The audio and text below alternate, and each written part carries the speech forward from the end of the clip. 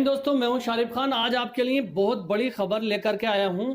एक ही परिवार के 7 लोगों की हत्या की खबर।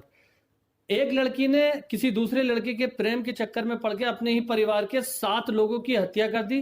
ताजा खबर है, पीछे की सुनी सुनाई खबरें नहीं है, बिल्कुल लेटेस्ट जानकारी आपको दे रहा हूं, ठीक है। और बहुत ही बड़ा इसमें खुलासा हुआ, वो भी आपको बताने के लिए जा रहा हूं।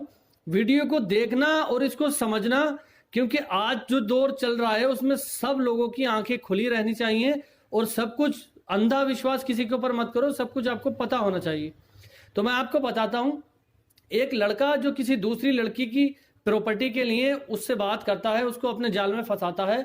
किसी तरह से उन दोनों की बात होती है और फिर लड़की अपने परिवार के 7 लोगों को जहर दे करके मार देती है। जी हाँ दोस्तों, लड़की ने 7 लोगों को अपने ही परिवार के मार दिया। अब उसके बाद क्या होता है, पुलिस को पता चलता है, इंक्वायरी बैठती है और लड़की का खुलासा हो जाता है कि इस लड़की ने ही अपने परिवार के 7 लोगों को मारा है। जिसके बाद लड़की और लड़के दोनों को पकड़ करके जेल में भेज दिया जाता है। वहां पर कुछ दिनों रहने के बाद लड़की के पास एक लड़का होता है, एक बच्चा पैदा होता है, जिसको 5 साल तक जेल के अंदर रखा जाता है, क्योंकि ये कानून की प्रक्रिया है कि 5 साल से ज्यादा कोई भी बच्चा अपनी मां के साथ नहीं रह सकता। 5 साल के बाद अब उस बच्चे को गोद लेने के लिए एक एडवर्टाइजमेंट निकलता है, एक इश्तेहार निकलता है, जिसको उत्तर प्रदेश के अमरोहा के उस्मान भाई देखते हैं और उस बच्चे को गोद लेने के लिए अप्लाई कर देते हैं।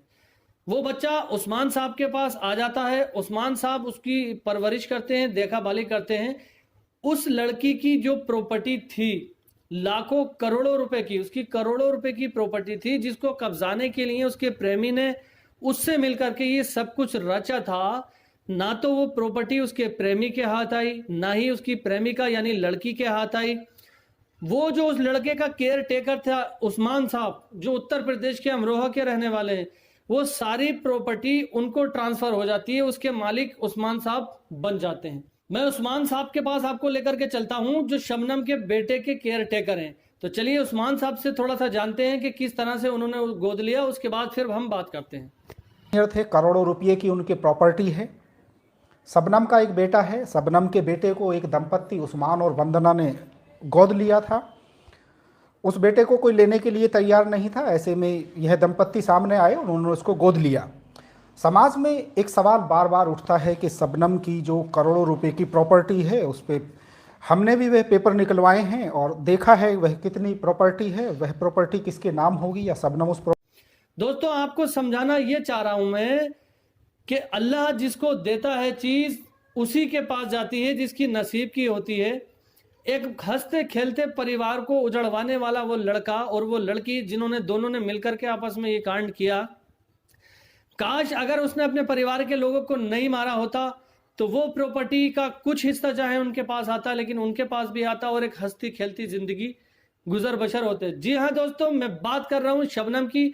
सन 2008 में जिसने अपने ही परिवार के 7 लोगों की हत्या कर दी थी। केस सन 2008 का है, लेकिन उसकी प्रॉपर्टी जो अभी ट्रांसफर हुई है, उसके बेटे के केयर टेकर मोहम्मद उस्मान साहब, जो कि अमरोहा उत्तर प्रदेश के रहने वाले हैं, ये अभी की ताजा खबर है। उनकी प्रॉपर्टी ताजा खबर है, तो आपको बताना बहुत जरूरी थी कि जिस प्रॉपर्टी के लिए लोगों ने हत्याएं की, समाज में रुसवा हुए, अल्लाह की नजरों में रुसवा हुए, वो प्रॉपर्टी उनके हाथ नहीं आई। तो नसीब होता है, अल्लाह जिसको दे तो वही मालिक होता है। अल्लाह मेहरबान तो गधा पहलवान।